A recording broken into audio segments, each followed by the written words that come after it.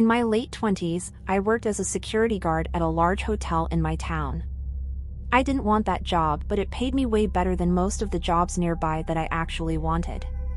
The only and most annoying part about this job was the scheduling of shifts and the staff that worked with me. But I took care of it nicely.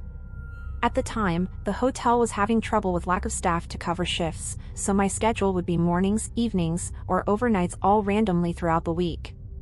It made it really hard to even sleep sometimes, but again, I liked the money.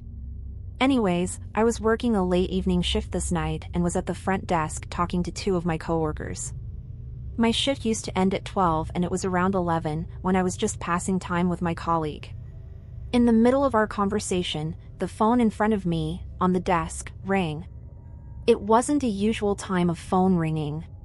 We looked at each other and I checked the number. It was from one of the rooms in the hotel. I picked the phone up and asked how I could help them.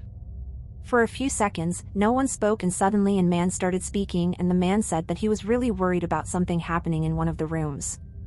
I asked him what he meant and he frantically responded, telling me to come up quick because he was getting really nervous. I checked the room number on the phone, then told him I would send the security up as soon as possible.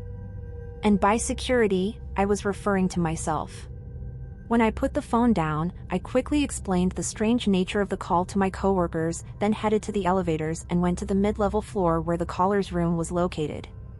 There was a really strange sense of absolute silence when I was walking down the hallway.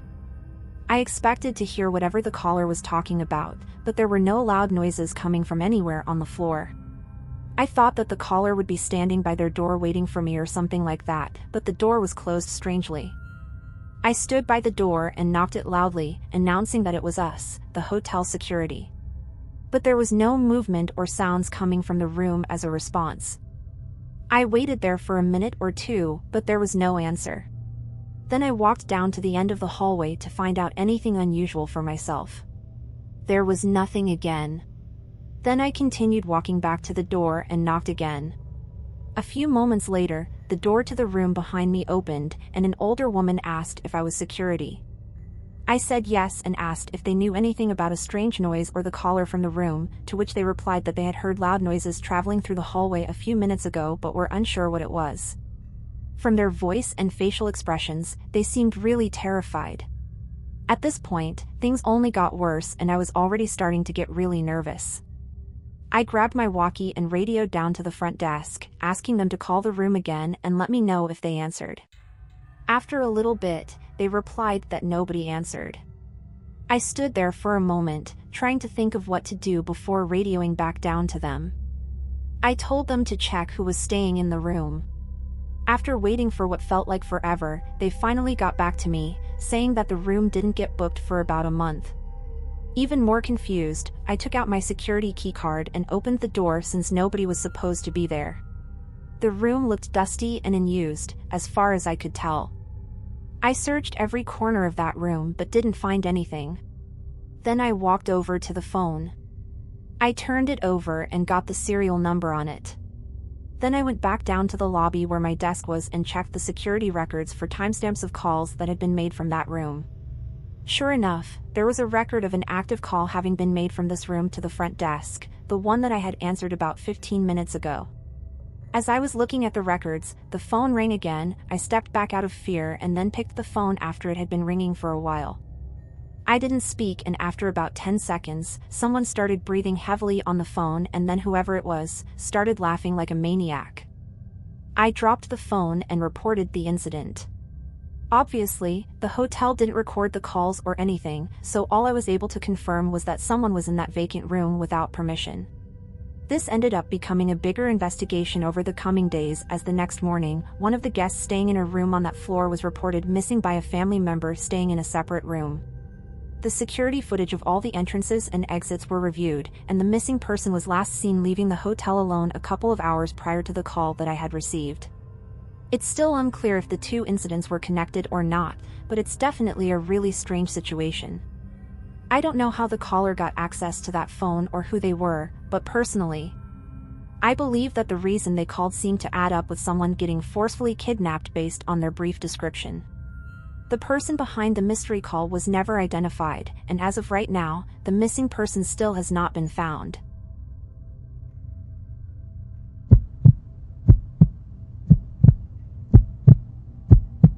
My family would take yearly vacations to the same hotel every summer. It would always be me, my wife, and my 2 little boys.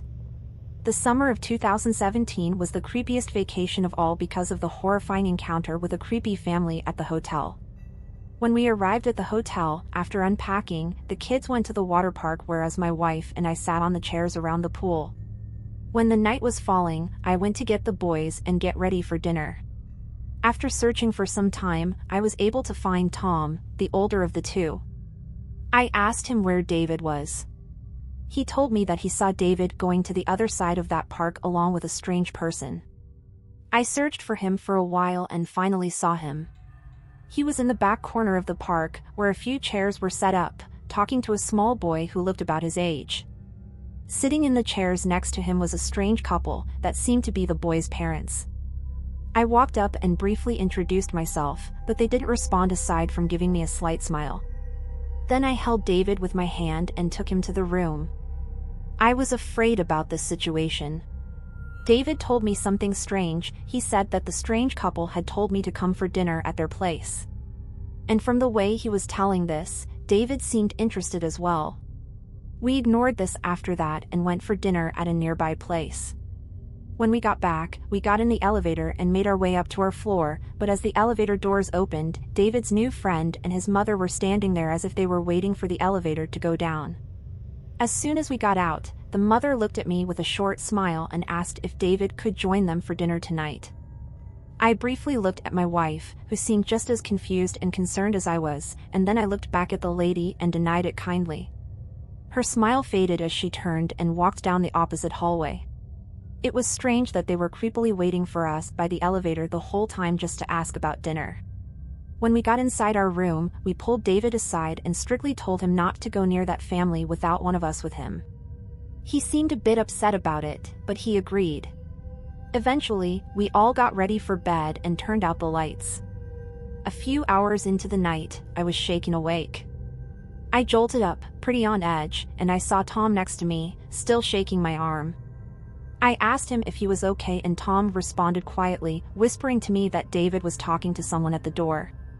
I immediately jumped out of bed and turned the corner leading to the front door. From the short glimpse I got before yelling at him, I could tell he was in the process of figuring out how to unlock the door, and I could hear a faint voice on the other side. I sprinted towards him, screaming for him to back away from the door. David jumped back, frightened by the volume of my voice. I slammed against the door, hearing footsteps sprinting down the hall as I finished unlocking the door and swung it open. I know I should have just stayed in the room and called for help, but I was in such a rage that all I wanted was to confront that creep. As I stood outside the room, I saw someone peeking from behind the wall at the end of the hallway. I tried to catch up, but once I turned the corner, there was no one on the other side. After looking around for a few minutes, I ran back to our room and met my wife, who was already awake due to the chaos of the situation. I told her to lock the door as I was going to go to the front desk to inform them of the incident. By the time I got down to the lobby, my adrenaline was starting to fade out, and I was trying to calm myself down so I could explain what happened. There was a young woman at the counter that I talked to, and I could tell she had never dealt with a situation like this. She called a security guard over to talk to me, as well as her manager. As we discussed everything, I told them about the couple that was near my kid in the evening. They told us that nobody else was staying in the same building complex as we did that night. And for that specific night, besides our kids, there were no other people but us and staff on the floor. They had no security cameras in the hallway, but the entrance and exit camera didn't get any footage of that woman or couple or that kid coming near the elevator. I told them a description of the man and woman, but none of them knew anyone who fit that description.